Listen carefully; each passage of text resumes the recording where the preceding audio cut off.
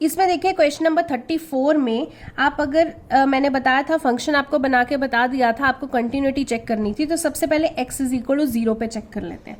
तो x is equal to 0 पे check करेंगे, अगर यहाँ पे इक्वल टू 0 है तो f ऑफ 0 मेरा क्या आ जाता है, सीधा -1 ही आ जाता है। लेफ्ट हैंड लिमिट चेक करेंगे, x अप्रोचेस टू 0 नेगेटिव, 0 से कम। तो 0 से कम अगर देखें तो मेरा तो ये वाला फंक्शन चल रहा है -2x -1। तो यहाँ पे x की जगह क्या डालेंगे, 0 -h, और h की वैल्यू क्या हो जाएगी, अप्रोचेस टू 0। फिर यहाँ पे h की जगह 0 डाल देंगे तो -2 इंटू 0 0, और आंसर क्या आ जाएगा, -1। अगर राइट हैंड लिमिट चेक करें, x अप्रोचेस टू 0 पॉजिटिव, 0 से ज्यादा हम चेक करेंगे तो 0 से ज्यादा कहां पे जा रहा है, ग्रेटर देन इक्वल टू 0। तो क्या आपके पास सीधा कांस्टेंट ही आ रहा है -1। तो आगे तो आप लिमिट लगा ही नहीं सकते, कांस्टेंट्स पे लिमिट नहीं लगती है। यानी कि f ऑफ 0 और लेफ्ट हैंड लिमिट और राइट हैंड लिमिट तीनों बराबर आ रही हैं, बराबर है। इट मींस ये फंक्शन कंटिन्यूअस है at x is equal to 0। ठीक है, अब आप चेक करेंगे at x is equal to -1। तो फंक्शन अगर -1 पे चेक करना है तो आप यहाँ पे देख सकते हैं कि -1 पे इक्वल टू चल रहा है, इक्वल टू -1 पे तो -2x -1 है। तो फंक्शन हम सीधा चेक करेंगे -1 पे -2x -1, यानी कि x की जगह -1 डाला तो आपका आंसर 1 आ गया। फिर लेफ्ट हैंड लिमिट चेक करेंगे, limit x approaches to -1 negative. अगर -1 से कम जाना है तो आप यहाँ पे फंक्शन में चेक कीजिए, -1 से कम तो आपका लेस वाले में सीधा आ रहा है, ये रहा लेस देन -1 1 आ रहा है, तो कांस्टेंट है। तो आप सीधा यहाँ पे लिख देंगे -1 से कम यानी कि 1। तो राइट हैंड लिमिट चेक करेंगे, x अप्रोचेस टू -1 पॉजिटिव। अगर हम -1 से ज्यादा चाहें तो -1 से ज्यादा आपके पास क्या आ रहा है, -2x -1। तो आप यहाँ पे लिख देंगे -2x -1, और x की जगह क्या डाल देंगे, -1 प्लस h। फिर यहाँ पे लिमिट h अप्रोचेस टू 0 हो जाएगा, h की वैल्यू आप 0 डाल देंगे तो आपके पास क्या आ जाएगा, आंसर 1। यानी कि आपने f ऑफ -1 चेक किया, लेफ्ट हैंड लिमिट चेक की, राइट हैंड लिमिट चेक की, आपके तीनों के आंसर बराबर हैं। It means this function is continuous at x is equal to -1। अगर ये फंक्शन कंटिन्यूअस है, इट मींस जो आपका क्वेश्चन वाला फंक्शन था, modulus x minus modulus x plus 1 is continuous at every value of x। इसी के साथ आपकी एक्सरसाइज 5.1 कंप्लीट होती है, यही आपका कंटिन्यूटी कंप्लीट होता है। मैंने आपको पहले भी बताया था ये कैलकुलस यूनिट है, इसकी एक एक चीज आपको क्लियर होनी जरूरी है। अगर आपको कंटिन्यूटी नहीं आती, फिर आपको आगे जाके प्रॉब्लम आएगी, तो प्लीज इस यूनिट को अच्छे से कीजिए। जो इस चैप्टर के एग्जांपल्स हैं वो मैं आपके इकट्ठे डिस्कस करूंगी, तो जो जो डाउट्स आते हैं वो मैं आपके नोट करे जा रही हूं, उनको इकट्ठे मैं एड्रेस कर दूंगी।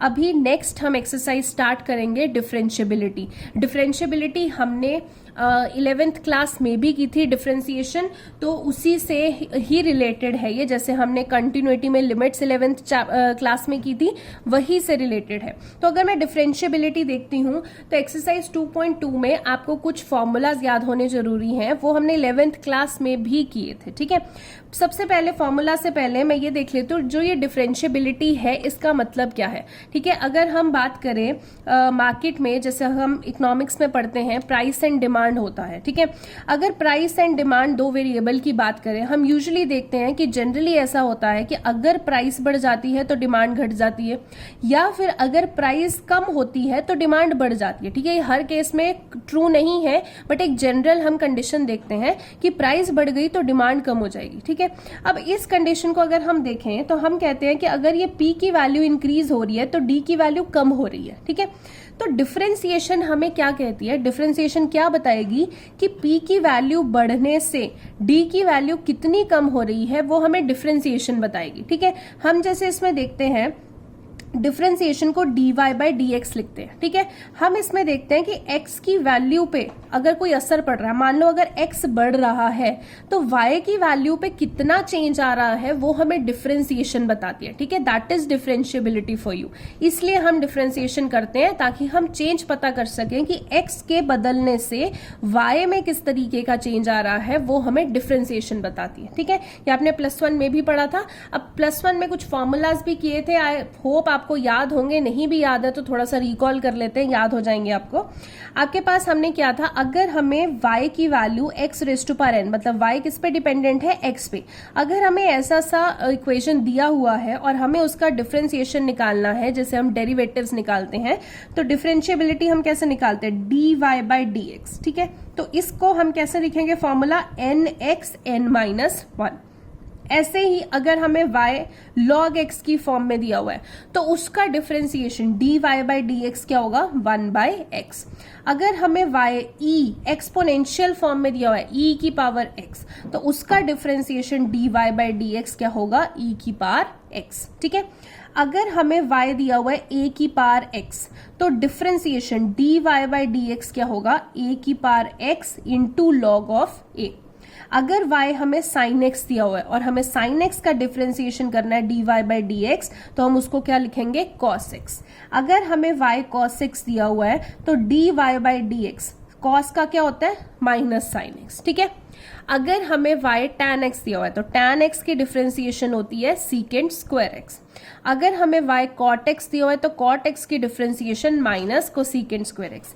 ऐसे ही secant x की differentiation secant x into tan x, cosecant x की differentiation minus cosecant x into cot x, root x की डिफरेंशिएशन। देखिए यहां तक तो आपके बेसिकली फॉर्मूलाज ही बने हुए हैं। ठीक है, और यहां तक मैं अगर याद करने का तरीका बताऊं, जो ट्रिग्नोमेट्रिक रेशियोज हैं अगर उनमें आप c वाले देखेंगे, cos मतलब c से जो स्टार्ट हो रहे हैं उनकी डिफरेंशिएशन हमेशा नेगेटिव में आ रही है। जैसे cos की आ रही है माइनस साइन एक्स, इधर cot की minus cosecant square x, cosecant x की minus cosecant into cot x. तो बेसिकली यहां तक आप देखें तो आपके फॉर्मूलाज हैं।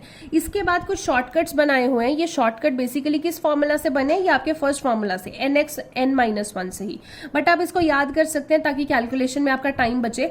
अगर आपको कभी रूट एक्स की डिफरेंशिएशन बोला है तो आप सीधा लिखिए 1/2 रूट एक्स। ठीक है, ये इसी फॉर्मूला से बना है और कहीं से नहीं। अगर आपको 1 बाय एक्स की डिफरेंशिएशन पूछी है तो -1 बाय एक्स स्क्वायर। अगर आपको 1 बाय एक्स स्क्वायर की डिफरेंशिएशन पूछी है तो -2 बाय एक्स क्यूब, या 1 बाय एक्स क्यूब की डिफरेंशिएशन पूछी है तो -3 बाय एक्स स्क्वायर। आप पैटर्न ऑब्जर्व कर सकते हैं, यहाँ पे 1 बाय एक्स स्क्वायर है तो ऊपर -2 आ गया और नीचे पावर बढ़ गई। इधर 1 बाय एक्स क्यूब है तो ऊपर -3 आ गया और नीचे x की पावर 4 हो गई। ठीक है, ये आप याद रख सकते हैं। कुछ शॉर्टकट्स हैं कि आपका जब कैलकुलेशन करते हैं तो आपको ज्यादा टाइम ना लगे। ठीक है, तो ये बेसिक फॉर्मूलाज है। उसके बाद 2-3 चीजें और है जो आपने +1 में भी पढ़ी थी। First is product rule. Product rule में आपके पास क्या है कि ये आपका फंक्शन है, फंक्शन प्रोडक्ट रूल आपके पास क्या कहता है कि अगर फंक्शन है, मतलब दो फंक्शन आपस में मल्टीप्लाई हो रहा है, 1/2 हो रहा है, तो फंक्शन की जो डिफरेंशिएशन है हम इसको f' भी लिख लेते हैं डिफरेंशिएशन, या जनरली हम dy बाई डी एक्स लिखते हैं। ठीक है, तो क्या होगा वो differentiation d by D x of first, मतलब फर्स्ट का derivative into second plus second का डेरिवेटिव इंटू फर्स्ट। ये प्रोडक्ट रूल था, +1 में भी किया था। ऐसे ही क्वोशिएंट रूल है, मतलब अगर दो चीजें डिवाइड हो रही हैं तो उनकी अगर हम डिफरेंशिएशन देखते हैं तो D D x of first into second minus D D x of second into first upon second का स्क्वायर। ये आपका क्वोशिएंट रूल का फॉर्मूला था। इनको इंप्लीमेंट आपने वैसे +1 में भी किया है, भूल गए हैं तो कोई बात नहीं, आगे एक्सरसाइज करेंगे आपको उसमें समझ में आ जाएगा कैसे इंप्लीमेंट करना है। और एक हमने चेन रूल किया था। चेन रूल एज सच कोई फॉर्मूला नहीं है, ये आगे से आगे कनेक्टेड है। इसको मैं एग्जांपल से समझाती हूँ आपको। जैसे मान लो आपको y दिया हुआ है sin x का स्क्वायर, आपको बोला इसको डिफरेंशिएट करो, तो आपने y को डिफरेंशिएट करते हो तो आप dy बाई डी एक्स लिखते हो। इधर इसको डिफरेंशिएट करोगे, अगर dy by D x of sin x square करते हो तो आपको पता है कि sin x की डिफरेंशिएशन जो होती है वो cos x होती है। तो यहाँ पे sin x स्क्वायर है तो आपने क्या किया, sin x स्क्वायर को आपने बेसिकली क्या माना है, x माना है ना, तभी आपने sin x स्क्वायर की डिफरेंशिएशन cos x स्क्वायर लिख दी, क्योंकि sin x की cos x होती है। बट आपने x स्क्वायर को x मान लिया तो आप क्या करोगे, आगे डिफरेंशिएशन इस x स्क्वायर की भी करोगे, क्योंकि इसको आपने x माना था, तो D D x of x square भी करोगे। तो आपके पास cos स्क्वायर x तो ऐसे ही आ गया, d d of x x square. इसको कैसे करेंगे, x raise to power n लगाएंगे। x raise to power n क्या होता है, nx n-1, तो n यानी कि 2x और बाहर क्या आएगा 2 - 1, 2 - 1 इज 1, यानी कि cos square x into 2x हो गया। या आप इसको ऐसे लिख सकते हो 2x इंटू cos x का स्क्वायर। ठीक है, एक और देख लेते हैं। जैसे आपको y दिया हुआ है log cos x का क्यूब। ठीक है, अब आपको पता है कि y अगर log x की फॉर्म में हो तो उसकी डिफरेंशिएशन होती है 1/x। तो log x मतलब आपने इस पूरी टर्म को क्या मान लिया, x। तो जब डिफरेंशिएशन करोगे log x की क्या हो जाएगी 1/x। x क्या है cos x क्यूब, बट आपने x किसको मान लिया, cos x क्यूब को, तो आपको cos x क्यूब की भी डिफरेंशिएशन करनी पड़ेगी। इसको बोलते हैं चेन रूल, आगे से आगे। तो t by T x of cos x cube. ठीक है, तो 1 बाय cos x क्यूब कर दिया।